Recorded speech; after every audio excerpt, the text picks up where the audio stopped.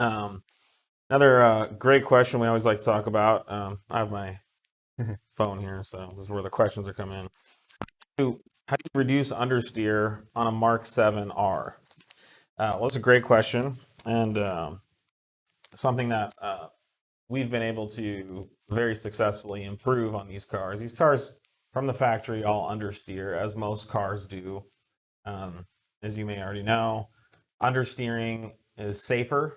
And so if you're going into a corner with too much speed and the car loses control, it's always safer to see where you're going before you crash. And so, and certainly hitting, if you're going to hit something, you might as well hit it from the front end.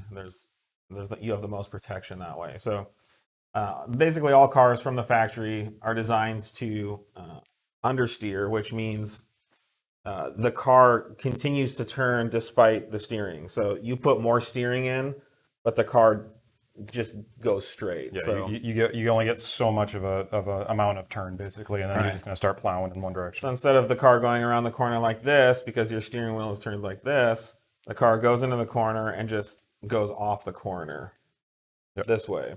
And so regardless of how much steering you have, the car just continues to go straight. So your steering is under what it should be, understeer. And that is a safer way to crash or lose control, and it's certainly easier to regain control of a car as long as you've got enough room after whatever you're now heading towards. As long as you have some shoulder or runoff or a grassy field or whatever it is, going off a corner backwards is very dangerous. So, and typically, once your car's backwards or sideways, you basically just put your foot on the brake, take your foot off the gas, or put your foot on the clutch, as they say, both feet in. 2 feet in. And you just kind of pray or hope for the best. So this is kind of a cliche answer, but to reduce understeer on any MQB car, you buy all the 034 Motorsport Dynamic Plus products, and you set a high performance alignment. And so with the additional performance and the additional alignment adjustments that you get with our parts, our cars do not drive like front-wheel drive cars. No. On the street or on the track. Our in-house RS3, our in-house GTI, our TTRS.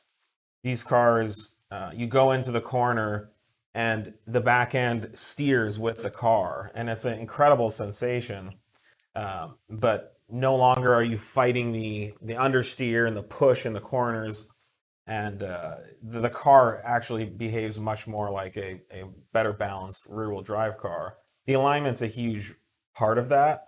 You really can't achieve that type of alignment on a stock car. Well, it's both. You can't achieve that with the stock components either in a good alignment. You can put the same alignment on with all the stock bars, and you're not going to get the same. Well, yeah, that's true. Even if you could, but you can't. Yeah. So you really need the additional adjustability. And then what we do with the sway bars, we play with the weight transfer of the car. And so that's a large reason why cars push or oversteer, is how the weight transfers from the front or the back of the car as it goes into the corner.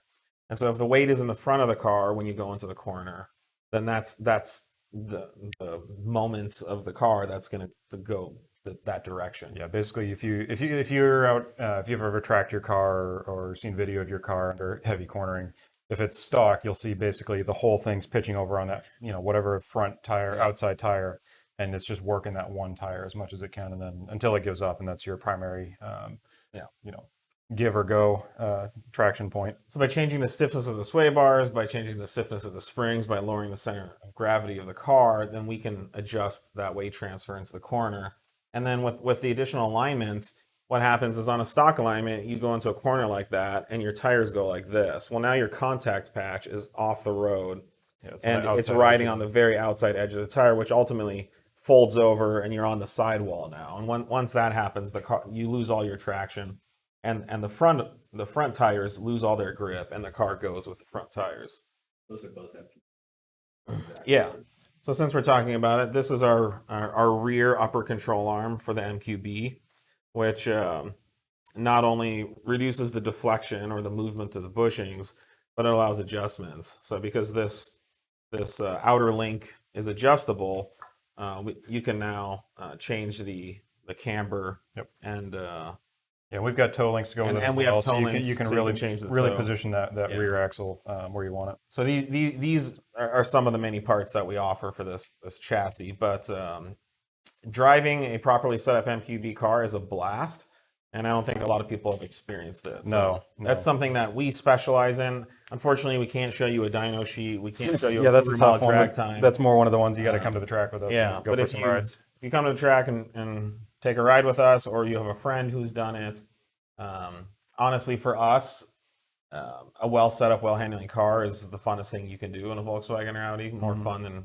drag racing. Yeah, or anything like they that. can be these new Mk7s can Yeah. be really surprising on track. But anyone can throw a draggy in their car and go to a road and run fast times. But to make your car turn and handle and keep the contact patch on the road as you're going through the corners, that's harder to do, and that's really what we specialize in. There's So a follow-up question on that. Many folks say you should only run a rear sway bar on a GTI, but what are your thoughts on a front sway bar? well, we do offer a front sway bar for a reason. So as we always talk about, we only bring products to the market, and we only try to convince you guys to buy them if there's a reason. And so on some of the Audi, the bigger chassis Audis like the B5, the B6, B7, B8, even the B9, we offer rear sway bar options only, because that really helps keep the weight in the back of the car as you transfer, the weight transfers into the corner, and makes the cars much more lively in the back as you go through the corner. The issue on a front wheel drive MQB specifically, but really the RS3 TCRS is no different. These are front wheel drive cars, and so if you have if you have a stock sway bar going into the corner, it allows the front suspension to lean a lot. And what happens is you lift the inside tire off the ground, and it doesn't keep the car flat. So you lose traction, and the more the car leans, the more that important outside contact patch comes off the ground. So in a front wheel drive car, you want to keep both front tires on the ground and both contact patches square on the ground. And so one of the ways you do that is certainly through camber, but a great way to do that is increase the front sway bar stiffness so that the car doesn't lean as much and the car is flatter in the front.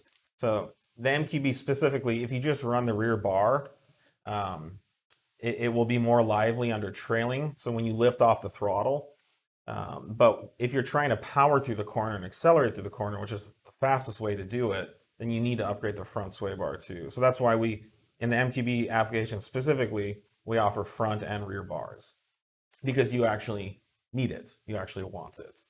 In other applications like the B8, we do not, because it doesn't really help that much. Yeah.